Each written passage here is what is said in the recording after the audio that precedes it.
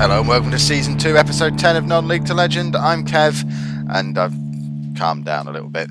This is, we'll call it a bonus episode. That's why it's coming out shortly after Episode 9. Oh, Episode 9. Don't talk to me about Episode 9. But I was a little bit down and disheartened at the end of that episode, so I thought I'd better do another episode to do a little bit of a proper season recap, because I didn't really do it properly on that episode. And also for some breaking news that's just happened as I've advanced a little bit further into the game. So firstly, recapping the season. I mean, we knew this was going to be the case anyway, but the Boston United Player of the Season Awards, Kyle Dixon has won it in an absolute landslide again. 78% of the vote. Perry Cotton got second place, Matt Godden third. Goal of the season went to Justin McKay. I remember that goal as well. I think, was that in a live com game? It might not have been actually, but I remember the goal. It was excellent.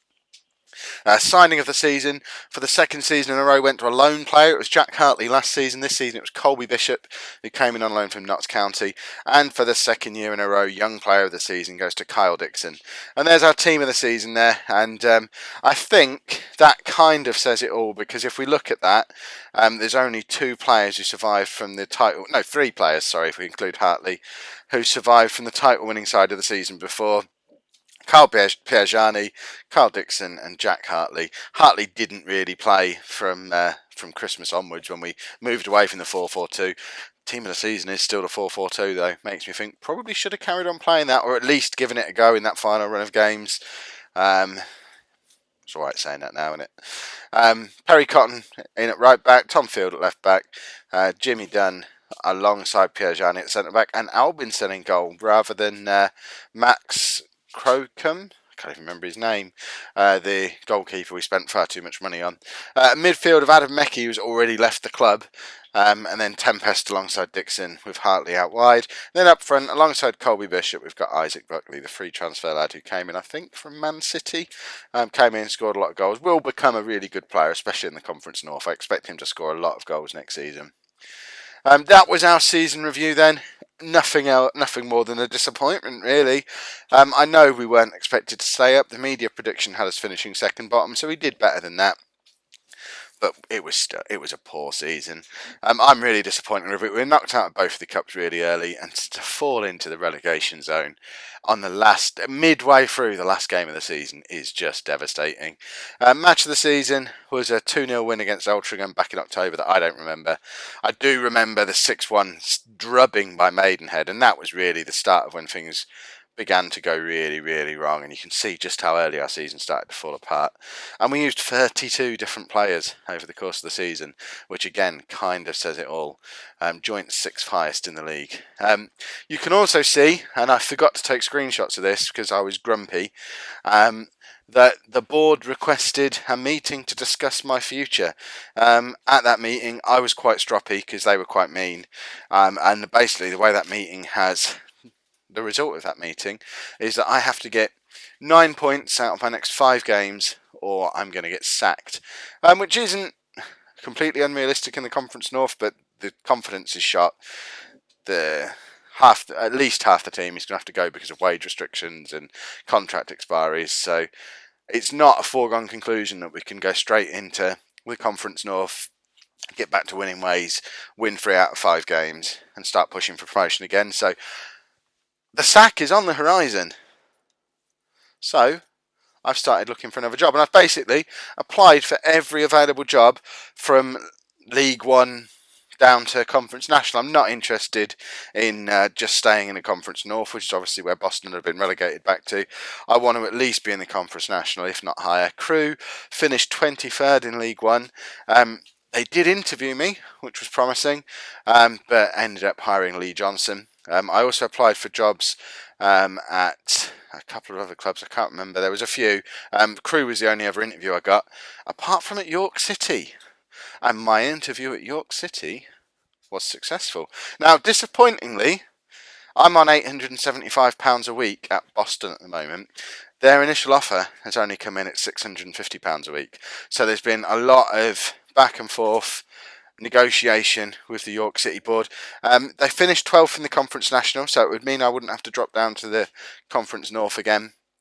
And obviously, in real life, they're still a Football League team. They're in League Two.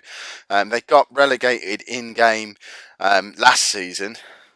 Were expected to go straight back up. That's why their manager's been sacked for a mid-table finish, and they're going to expect promotion next season. So it's going to be quite a high-pressure job on not a huge amount of money. There's considerations to be had. First consideration, you can see how seriously I'm taking this. Commute, because I'm now living in Boston. You'll remember my house from episode 1. So for me to get all the way up to York, it's 114 miles away. Bearing in mind, I live in Lincolnshire. The next county up is Yorkshire. I had no idea York was this far away. It's two ridiculously big counties. So 114 miles away in the car, which is it's a two and a bit hour drive. So the commute might be doable, but it's going to cost me a fortune in petrol. So realistically, I'm going to have to move up there. So we're going to have to find those moving costs, find a new house. I've been running the numbers. So this is the situation as it is at Boston at the moment. So my salary at Boston, £875 a week, which works out at £45,500 a year. However, that all looks good. That's fine, especially for the Conference North. It's still ridiculous money. I thought it was mad when they first hired me, and they've given me 2 pay rises since then. The big downside, the 2 big downsides are the board's expectation that I'm going to get 9 points in my next 5 games. I don't know how likely that is to happen. I've already said I don't want to get fired 5 games into the season and then have to find a new club then. So that is very much playing on my mind. And also the fact that it's back down in the Conference North next season. We really, really overperformed to get promoted last season. I don't know how likely that is to happen again. I certainly don't want to fall back into the Conference North and then get stuck there. I've had saves. My last few long-term career saves, I've had 6 years stuck in the Conference North with Corby before anything started to happen. I had my big long-term save from FM16, I think, which was the one that I had all over the Sports Interactive forums in the LLM forum many years ago. That started with 7 years stuck in the Swiss leagues because I couldn't ever get above mid-table and no one else would hire me, and then eventually I got a job in the Conference National after 7 years in Switzerland. I know how easy it will be, even if I don't get sacked after 5 games, to just end up stuck in the Conference North with no one wanting to give me a job because they realised I was just a one-season wonder. So on the flip side of that, we've got York, who've offered me, after negotiation, I've managed to work them up from £650 a week up to £775 a week. So it's only £100 less than I'm on at Boston. That's £40,300. That is a comfortable living wage. It's a slight pay cut, but bearing in mind, if this is too nerdy, just come on back on the next episode. It doesn't get any less nerdy than this, I'm afraid. We're in the higher band of tax on £40,300. So the difference between £875 a week and £775 a week after all that tax, it's like, I don't know, £50 a week. It's not a lot, is it? And they finished 12th in the conference. It means I don't have to get relegated. You know where this is going anyway. I'm stringing it out. There's no real doubt that I've obviously become the new manager of York. So after 2 years at Boston, I have left Boston United. I'm the new manager of York City. I am going to quickly run you through the situation at the club as of right now in this episode. I'm not going to be playing any games today. Episode 1 of Season 3 is going to be me talking through what I've done to make York my team, and that will include the first game of next season. So we are still way back in June, and I don't move past that really in this episode. So if you're expecting a live come back tomorrow. It's a bonus episode today anyway. This is just for the real nerdy hardcore. So I'm the new manager of York. They've paid Boston £16,000 compensation. That's my new house. You get a lot for your money up north. 3 bedrooms, semi-detached house, 120 grand. So I've sold my house in Boston that was similar-ish, but cost me slightly more. That'll do me, 120 grand. I'll get that on my wage as well. So that's my new house. Living in North Featherstone. Don't know where that is. Don't know if it's nice. If you've ever been there, let me know in the comments. And this is what the manager has asked me to do. Sorry, not the manager, the chairman. And I'm really happy with this. This plays exactly into how I like to play Football Manager. So what I'm going to be judged on, I need to play attacking football. Check, we can do that. I need to play possession football. At times, that's all I'm capable of doing. And I need to develop players using the club's youth system. I like young players. If they give me them that are any good, I'll happily develop them. So I'm happy with that. We haven't set expectations for next season yet. I fully expect them. They talked about it in the interview. I fully expect they're going to want me to just go and win the Conference National and get them back in the Football League. And I'll probably get sacked if that doesn't happen. But at least it's another year's experience in the Conference National, even if I do end up fired. This is the background of York City. So they've won League Two once in the past. They've won the FA Trophy twice. Fierce rivals are Bury. Now, someone's going to need to explain that one to me, because York, pretty sure that's in Yorkshire. Bury, that's sort of Manchester-ish, isn't it? Is that just a Yorkshire-Lancashire thing? Because they're sort of at the same level traditionally, or is there something more to this rivalry with Bury that I don't know about? Please let me know in the comments. I haven't looked into it myself, but I am intrigued. And the club was formed in 1922, so if I happen to stick around for 5 years, I get a centenary thing. I hope I'm not still at York in 5 years, unless it's gone really well and we're in the Championship or something.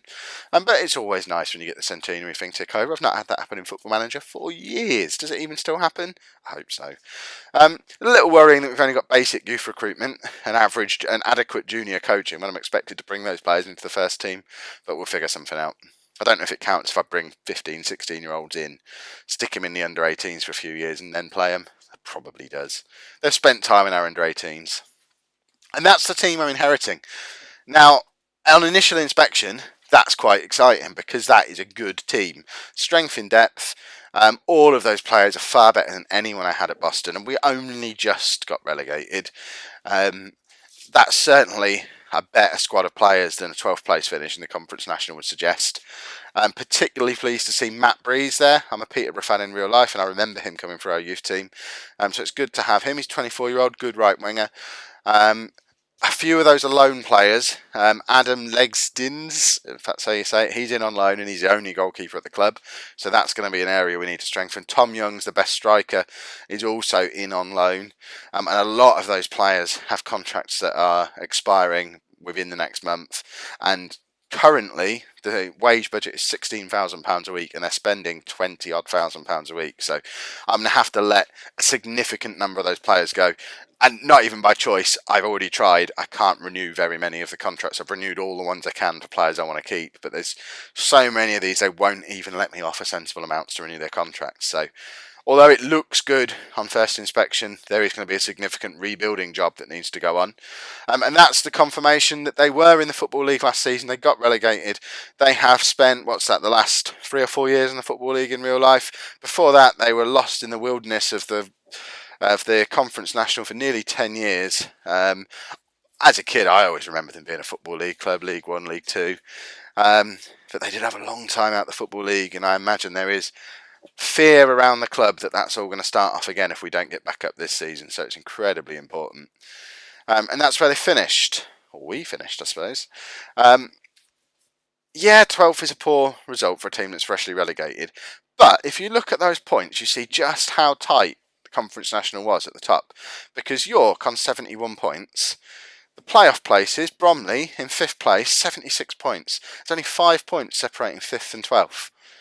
2 more wins somewhere along the course of that season, York are in the playoffs with every chance of winning them and getting promoted. Their season went from success to failure over the course of 2 games. I'm really confident that if I can keep the core of this team, we can go up, at least through the playoffs. We're perhaps a little bit way off of the likes of Dover and Woking, but playoffs has got to be a possibility, surely. That's if anyone who's interested in Boston, I certainly said I've subscribed to them for next season. I want to know what's going on at Boston. I had hoped they'd give the manager job to Dele Adebola. I did try and bring him to York as my assistant, but he didn't want to leave. I don't know if that's because he hates me or whether he's just loyal to Boston because they're the ones who've put him for all his coaching badges. But it's a shame he wasn't made manager, but he's still there as assistant manager. So this guy, what's his first name? Rob Scott. He's coming from Worcester. They've paid more compensation for him than they got for me, which I don't know whether to be offended by that or not. I think I probably should be. And that I don't get at all. That has happened. That's the same day. If we just flick back to that previous one. So 8 a.m. on the 20th of June, Rob Scott hired as manager. 8 a.m. on the 20th of June, Kyle Dixon has left Boston United after the two parties decided to mutually terminate the player's contract. Is that just because he's a Chapman man? Because he's my player? He's been player of the season for the last 2 years. He was the second highest average rating in the whole of the conference last season in a team that got relegated. He is the club captain. He was the best player in the Conference North last season. He's Young Player of the Year for the last 2 years. He's only 22 years old. He can play anywhere in the central midfield. He can play as a central midfielder, a defensive midfielder, an attacking midfielder. Why, oh why have they mutually terminated his contract? Madness. So I've brought him in on trial. I kind of want to sign him, but looking at how he compares to the rest of our players, and this just shows the Gulf Boston were up against last season, he's only 1.5 stars on his current ability, and that would make him the 5th best central midfielder at the club. Having said that, after all I've just said about, second highest average rating in the whole of the league from a team that got relegated, I kind of still want to sign him. I can't at the moment. I've got no money. Not able to offer him a contract, but he is at the club at the moment, training with us. He's on trial for a month. Hopefully that'll stop him going anywhere else. And once we've shipped out some of these contracts that are expiring, he's very much on my shopping list. I'd love to know in the comments whether or not you think that's a good idea. But he's been such a good player for me for the last 2 years. And I genuinely don't understand why they've basically sacked him. Madness. I've lost my assistant manager. I wasn't that bothered because at this point I was trying to bring Dele Adebola in, but he's gone to Crewe, so I'm currently without an assistant manager as well. We got £29,000 compensation for it. Bearing in mind they only paid £16,000 for me. The management shake-up has actually left York making a profit, which is not too bad because the finances are in an absolute mess. And that's it for what's been going on with me and Boston and York. As with last season, I am just going to quickly, for anyone who's interested, run down what's happening in the rest of the footballing world, at least in England. So Arsenal won the Premier League. Fulham got promoted from the Championship as champions. Barnsley won League One. Obviously, if you want to know any of this in more depth, just pause or hit me up in the comments and I'll dig in there and let you know what's happening to any specific clubs, as long as I'm not completely inundated with those requests. Yeovil won League Two, and as we know, Dover won the Vanarama National League. This is what the board have told me my expectations are for next season. I reckon reaching the playoffs is reasonable.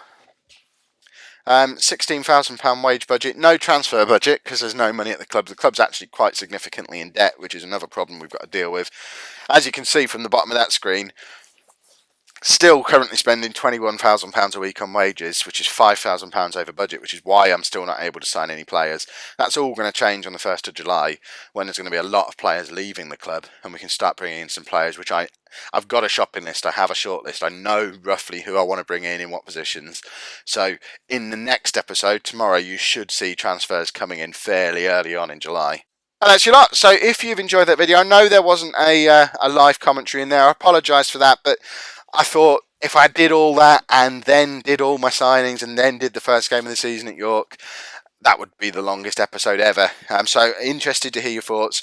Would you prefer in future for me to do it all as one big episode, or is it okay in these 2 parts? That's why I've put this episode out today along with episode 9, just because for those of you who really do just want your live comms, you can give it a miss and you still got a live comm today. Or 2, in fact. I'm miserable, but you got them. So if you've enjoyed that episode, make sure you pop a like on there for me and subscribe to the channel so you can see the start of the York City story in Non-League to Legend, which starts tomorrow. I'm feeling a lot more positive than I was half an hour ago when we got relegated. So yeah, thanks very much for watching.